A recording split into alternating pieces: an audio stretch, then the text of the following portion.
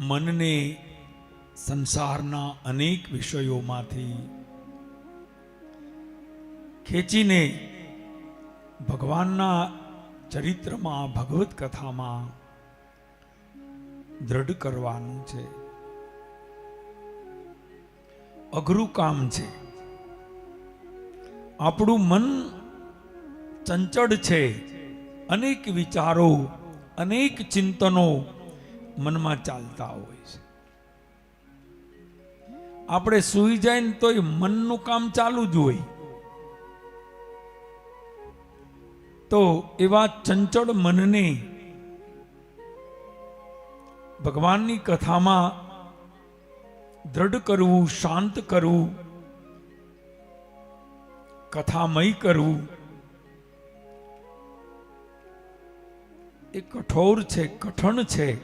પણ થોડી વાર તમે મન આપશો તો ધીરે ધીરે કથા એ મનને એવા રંગથી રંગી દેશે.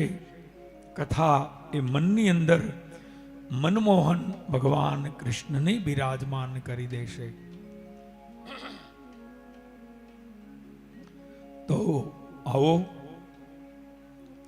મનને ભગવાનના ચરણમાં દ્રઢ કરીએ.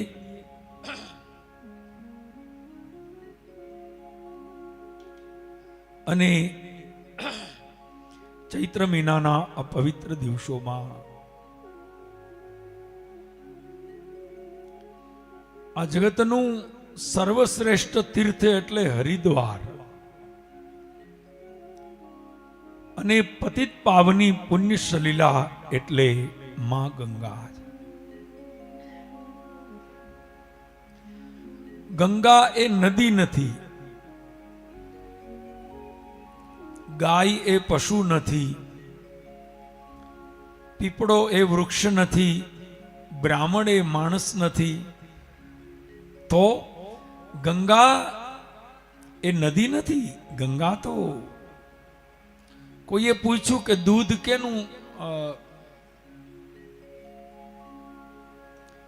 કેનું સારું, એક સંતને પૂછ્યું તો સંતે કહ્યું ભેંસનું.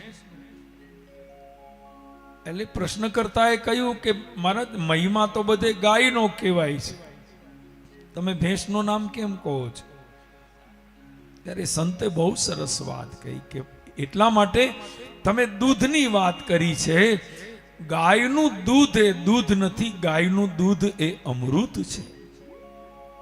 એટલે ગાય એ પશુ નથી, ગંગા એ નદી નથી. એ તો ગંગા એ તો પરમાત્માના ચરણોનું ચરણામૃત છે.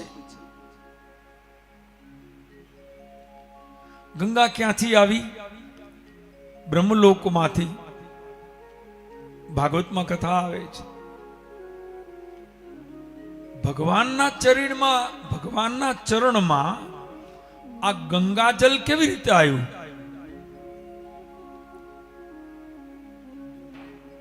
તો પ્રસિદ્ધ કથા છે. ભગવાન અદિતિ માની તપસ્યા અને કશ્યપ ઋષિનું તપ એને કારણે વામન બનીને આવ્યા. અને એ વામન ભગવાન બલિરાજા પાસે ગયા. બલિરાજા પાસે 3 પગલા પૃથ્વી માગી.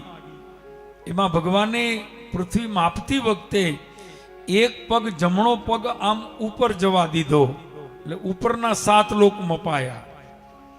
ઉપર છેલ્લો લોક કયો છે? સત્યલોક, જ્યાં બ્રહ્માજી રહે છે.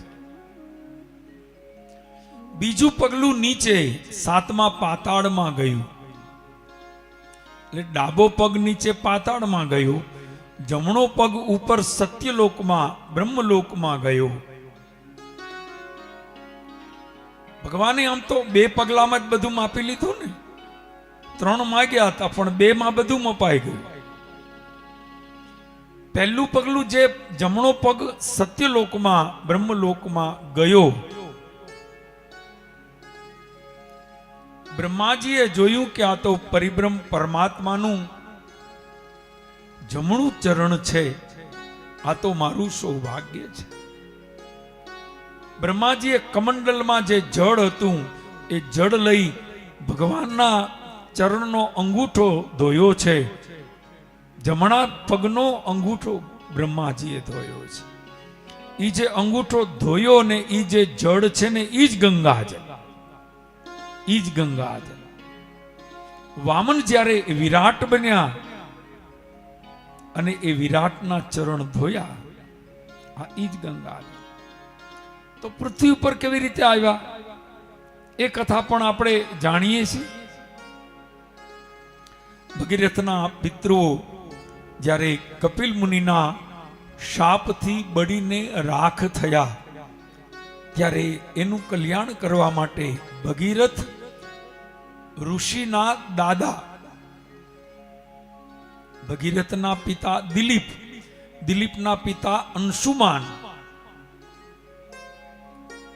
અંશુમાનના પિતા અસમંજસ અને અસમંજસના પિતા સગર.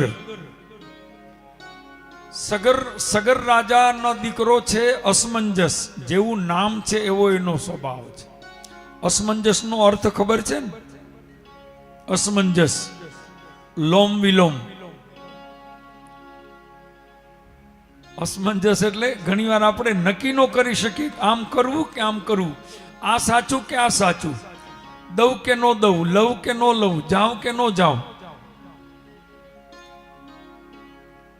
આને અસમંજસ કહેવાય. કરવું કે ન કરવું, આપવું કે ન આપવું, લઉં કે ન લઉં. જેવું નામ એવા ગુણ હતા અસમંજસના. એ અસમંજસને ત્યાં એક પુત્ર થયો તપસ્વી, જે દીકરાનું નામ છે અંશુમાન. અને અંશુમાનને ખબર પડી કે મારા પિતૃઓ કપિલ મુનિના શાપથી બળીને રાખ થયા છે. સગર મહારાજને 60,000 દીકરા હતા બીજા તપના બળથી.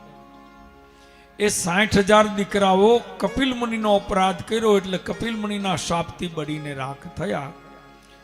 નિયમ એવો છે, બ્રાહ્મણના શાપથી જેનો વિનાશ થાય એનું ક્યારેય કલ્યાણ ન થાય, એને મુક્તિ જ ન મળે. એની મુક્તિનો કોઈ રસ્તો જ નથી. જેને બ્રાહ્મણનો શાપ લાગે, એટલે તો આપણામાં કહે છે ને કે મોટામાં મોટું પાપ કયું, તો કે બ્રહ્મ હત્યા. બ્રહ્મ હત્યા જેવું કોઈ પાપ નથી. બ્રાહ્મણનો શાપ લાગે તો એમાંથી મુક્તિ કઈ રીતે મળે? કોઈ રસ્તો નો તો કોઈએ કોઈ સંતને પૂછતા એને કહ્યું એક રસ્તો છે કે ભગવાન શ્રી હરિના ચરણમાં જે ગંગાજી રહે છે સત્યલોકમાં, ઈ ગંગાજી જો પૃથ્વી ઉપર આવે અને ઈ ગંગાના પવિત્ર જળનો સ્પર્શ તારા પિતૃઓની ભસ્મ એટલે રાખને થાય, તો ઈ રાખને ને આ ગંગાજળનો સ્પર્શ થાય તો તારા પિતૃઓને મુક્તિ મળે, મોક્ષ મળે. તો પણ ગંગાજી પૃથ્વી પર કઈ રીતે આવે? એને માટે ક્યાં અરજી કરવી પડે? અરજી કરીએ, એપ્લિકેશન કરીએ, અને શું કરવાનું? ક્યાંય પૈસા ભરવાના? સંતે કહ્યું કે ક્યાંય અરજી કરવાથી નહીં થાય, એપ્લિકેશનથી નહીં થાય, તપ કરવું પડશે. અને એ તપ એક પ્રકારની અરજી જ છે, એક પ્રકારની એપ્લિકેશન જ છે. ઈ તપ તમે કરો અને ઈ તપના પ્રભાવે ગંગાજી દર્શન આપે, અને ઈ ગંગાજી દર્શન આપે અને ઈ જો એની ઈચ્છાથી પૃથ્વી ઉપર આવે તો કલ્યાણ થાય. એની ઈચ્છા હોય તો થાય. એટલે અંશુમાને નક્કી કર્યું, તો એની ઈચ્છા ન હોય, એની ઈચ્છા ન જ હોય ને. ભગવાનના ચરણમાં સત્યલોકમાં જે રહેતા હોય એ નીચે આવે, બહુ હાથમાં માળે જે રહેતા હોય એ નીચે શું કામ આવે? એટલે ઊંચે રહીએ છે, એટલા સુખમાં, આટલી પ્રસન્નતામાં, આટલા આનંદમાં અને ભગવાનના ચરણમાં. આ દુનિયામાં સારામાં સારી જગ્યા કઈ? તો કે ભગવાનનું શરણ. આપણે એ જ માગીએ ને કે પ્રભુ અમને તમારા શરણમાં રાખજો. ભગવાનનું ચરણ છોડીને ગંગાજી પૃથ્વી ઉપર શું કામ આવે? નો જ આવે. કોઈ નો આવે. ગંગાજી શું? કોઈ નો આવે.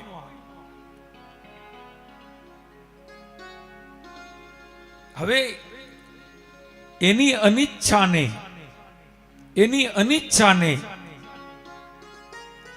એને ઈચ્છા નથી છતાં એને ધરાહાર, કોઈની ઈચ્છા ન હોય ને તમે ધરાહાર એને લઈ આવો તો શું થાય? એનું મન ન હોય, નારાજ હોય. ઘણા માણસ તમે ધરાર કઈ પણ કરાવો ને તો એની નારાજગી તમને જતાવે જ રાખે. આ તો તમે કીધું એટલે આવ્યા, આ તો તમે કીધું ને એટલે મેં ખાધું, મારે જમવું જ નહોતું, તમે ધરાર. આપણે ભલે ને સદભાવથી કીધું હોય પણ એવા આપણી વાહે પડી જાય, આપણે એમ થાય કે આપણે આને શું કામ કીધું. આપણે એમ થાય કે આપણે એને મૂકી આવી પાછા, જા ભાઈ, જતાવે. હકીકતમાં એને આવવું તો હોય પણ ઘણા એવું કરે. તો ગંગાજીને પૃથ્વી ઉપર કઈ રીતે લઈ આવો? તપ કરે છે, ધ્યાન દેજો. તપ કરતા કરતા અંશુમાનનો દેહ પડી ગયો, શરીર પડી ગયું. ગંગાજીએ દર્શન નો આપ્યા. દર્શન આપે તો ખબર જ છે કે આમ નીચે બોલાવશું. શું કામ દર્શન આપું? દર્શન ના આપ્યા, અંશુમાનનો દેહ પડી ગયો, પ્રાણ ગયા, મૃત્યુ થઈ ગયું. એ પછી એના દીકરા હતા દિલીપ. આ દિલીપને ખબર પડી કે મારા પિતા ગંગાજીને પ્રસન્ન કરવા માટે તપ કરવા ગયા હતા અને તપ કરતા કરતા એના પ્રાણ પડી ગયા. ગંગાજીએ દર્શન ન આપ્યા. આનો અર્થ એ થયો કે ગંગાજીને હજી તપ ઓછું પડે છે, ગંગાજીને હજી ઉપાસના ઓછી પડે છે. કઈ વાંધો નહીં, મારા પિતાએ શરૂ કરેલું તપ હું પૂરું કરીશ. બાપનું કાર્ય કરવા દીકરો વનમાં આવી એની જગ્યાએ ઊભો રહી ગયો. એક પગે ઊભો રહી અને આકાશમાં બંને હાથ ઊંચા કરી અને હર ગંગે હર ગંગે હર ગંગે તપ કર્યું છે. સાંભળજો કથા. તપ કરતા કરતા કરતા વર્ષો વીત્યા અને વર્ષોના પરિણામે અંતે દિલીપનું પણ મૃત્યુ થયું, એના પણ પ્રાણ ગયા. આ દિલીપના દીકરા છે ભગીરથ. ભગીરથને ખબર પડી કે મારા દાદાએ શરૂ કરેલું તપ મારા પિતાએ કર્યું અને છેલ્લે મારા પિતા પણ દેહ છોડીને ગયા. મારા દાદાનું શરૂ કરેલું આ કાર્ય હું પૂરું કરીશ. પોત્રો આવ્યો, યુવાન ભગીરથ આવીને તપ કરવા લાગ્યા. વર્ષો વીત્યા. ગંગાજી વિચાર કરે છે કે એક પછી એક હાયલા જ આવે છે, આ બધા સરખા છે. વિચાર કર્યો કે જો નહીં જાઓ તો આ પરંપરા ચાલુ જ રહેશે.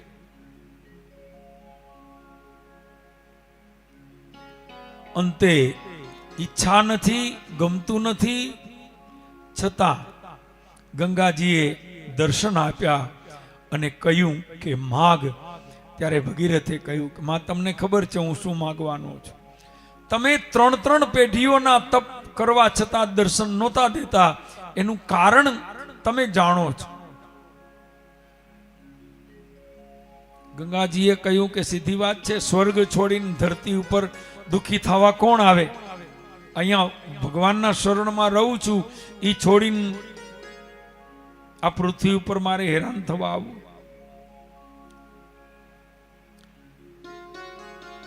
ભગીરથે કહ્યું કે માતાજી એટલે તો 3 પેઢીના તપ છે. તો ભગીરથે કહ્યું કે બસ તો ઈ જ છે કે તમે પૃથ્વી ઉપર પધારો, મારા પિતૃઓનું કલ્યાણ કરો. ગંગાજીનું મોઢું બગડી ગયું છે. કોઈ માણસ ધરાર કામ કરવું પડે ગમે નહીં. ગંગાજીએ કહ્યું કે ભાઈ ઈચ્છા તો જરાય નથી, પણ હવે તમારું તપ એવું છે કે મારાથી ના પાડી શકાય એમ નથી. આવું તપ તમે કર્યું, મારે આવવું જ પડે, આવવું જ પડે. ગંગાજી નહીં, ભગવાનને પણ આવવું પડે.